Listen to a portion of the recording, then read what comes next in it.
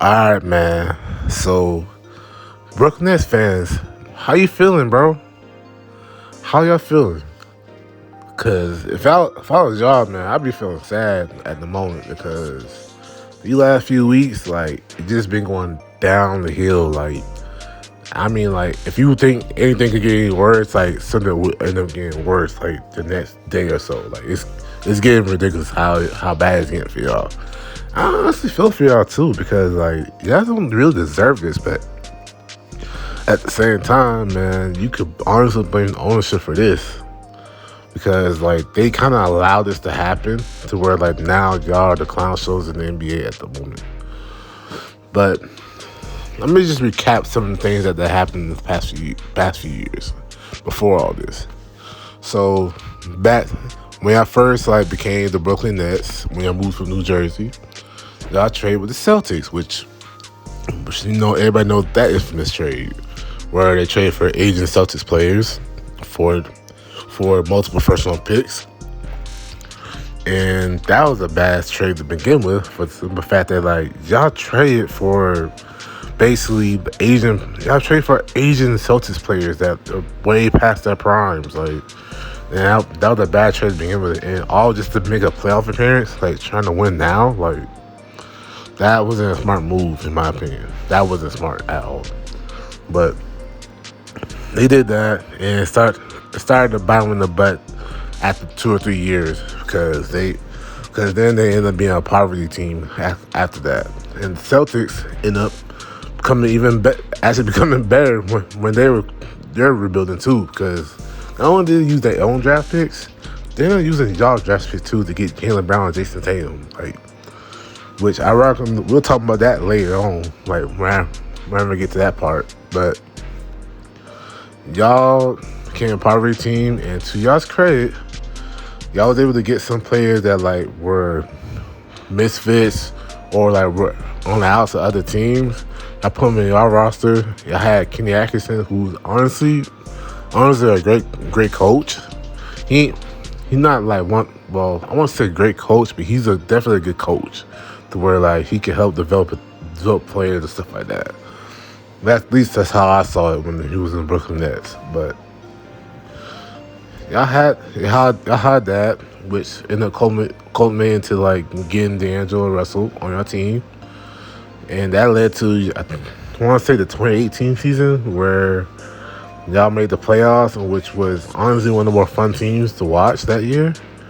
Now, granted, y'all lost in 5 to the 76ers that year, but still, like, that was honestly one of the more fun teams to watch that year. I trust and believe that was a fun team. Everybody knows it. But soon after that, y'all ended up getting, like, some players like Spencer Dinwiddie, Caris LeVert, Jared Allen on that team. Y'all had solid pieces. Y'all actually had good rosters.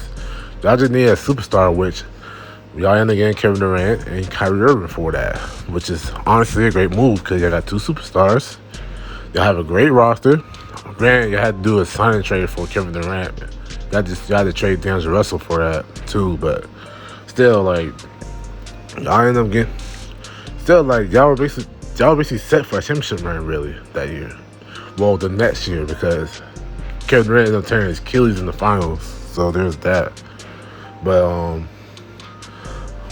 that next year, I think it was a pandemic year, and y'all actually riding high. Y'all had a great roster. Now here's the thing that started messing up. Kevin Durant and Kyrie wanted DeAndre Jordan, and y'all actually still signed DeAndre Jordan, even though that was a bad idea to begin with because DeAndre Jordan wasn't playing that good like he used to when he was in the Clippers back then.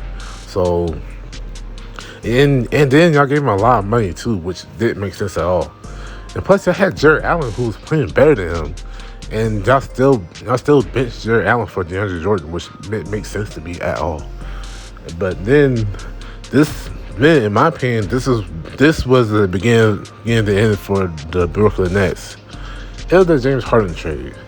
Now I might be thinking I'm crazy for saying the James Harden trade was a bad trade, but in reality, it was because, in my opinion, this really cost them any hope of like being championship contenders down the line. Now because they had to give it like most of their depth players that could have helped them, especially on the defensive side, and that could have helped them out and like have them make the NBA Finals again. Like that was honestly one of those trades where like they should never did, because that screwed them over big time. And I get it, like y'all trying to maximize y'all potential of winning a championship and all that type of stuff. I have a big three, but like but that's not something you want to sacrifice your depth on, especially since you already had like two star players, man, on your team, with one of them being Kevin Durant. Now, to be fair, Kevin Durant was coming off an Achilles injury that year. It was his first year playing after the Achilles injury, and of course Kyrie Irving, he gets hurt every year, so he always misses games. But still, like, I wouldn't have did that trade, because especially since y'all traded away much of your depth, like that will come back. That came at the Hawks at big time, especially that year when y'all went against the Bucks. Like that came at the Hawks at big time, because if they had like at least Spencer Dinwiddie or Caris LeVert still on that roster, like I want to say they won the series, because of course health is always a big if type of thing, but like it came a long way though for sure. Like it came a long way. But of course the next year, you know, Kyrie Irving ain't playing because, you know, he ain't get vaccinated, and if it ain't because of that, and he's injured, and then Kevin Durant also got injured too, which it actually exposed like how bad of a roster that was. And James, and then of course it didn't help that James Harden was already wanted out, and it's alleged that it's because Kyrie didn't sacrifice for the team by actually not getting the vaccine. Which, hey, if Kyrie don't want to get the vaccine, that's on him. But like, Kyrie just gotta know the consequences for that, because you can't just, because everybody's sacrificing and you don't. Like, that's crazy to me. But you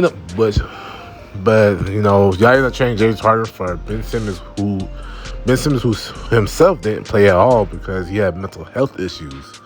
And, you know, he was disgruntled from the 76ers, which I'm not going to talk about that. Like, if Ben Simmons, like, still struggling with mental health issues, hopefully he gets better. I just don't want to bring that up for some of the fact that, like, that's something that you just can't talk about, because only person that can feel better from mental health is yourself, and you know how you feel from yourself. So I don't want to get into that, but point is, Ben Simmons didn't play all year. And ironically enough, like, y'all still made the playoffs. You had to be in the play-in tournament just to make the playoffs, but still, like, y'all made the playoffs. But here's the kicker though. Remember that trade back then that like y'all had when y'all traded for the Asian and Celtics players? Well, that came at the bite y'all too, because two of those picks that y'all had would end up becoming Jaylen Brown and Jason Tatum. And guess what? They both led their teams to the NBA Finals, who actually swept y'all too this year, which added insult to the wound too. And now Kevin Durant is disgruntled, and now he wants to get traded. Kyrie Irving, like, he wants a long-term deal, but Nets ain't gonna give it to him for some of the fact that he become unreliable. And it's just a whole bunch of mess, which making y'all to more of a clown show now.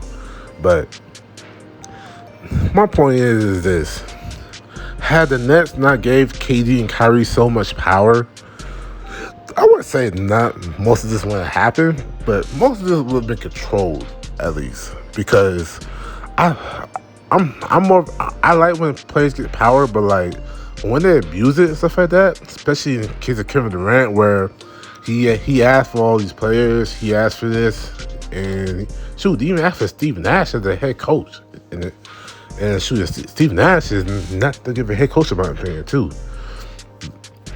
And he asked for all this, and then now he wants to get traded. Like, that's not cool to me, because Now you just, cause to me, you just admitting defeat on yourself to what you think you could build a team, but you really can't. Like, you can't do it. But if I'm the Nets, like, I wouldn't trade him right away for the simple fact that, like, dude, like, you have 4 years on your contract. Like, ain't no point in trading him away. Even then, like, if y'all are gonna trade him away, don't rush it at all, because, like, you could get a lot for Kevin Durant. Like, you're gonna get a lot. But yeah, Nets fans, I'm sorry for y'all. I'm sorry that, like, y'all had to go through this past few weeks.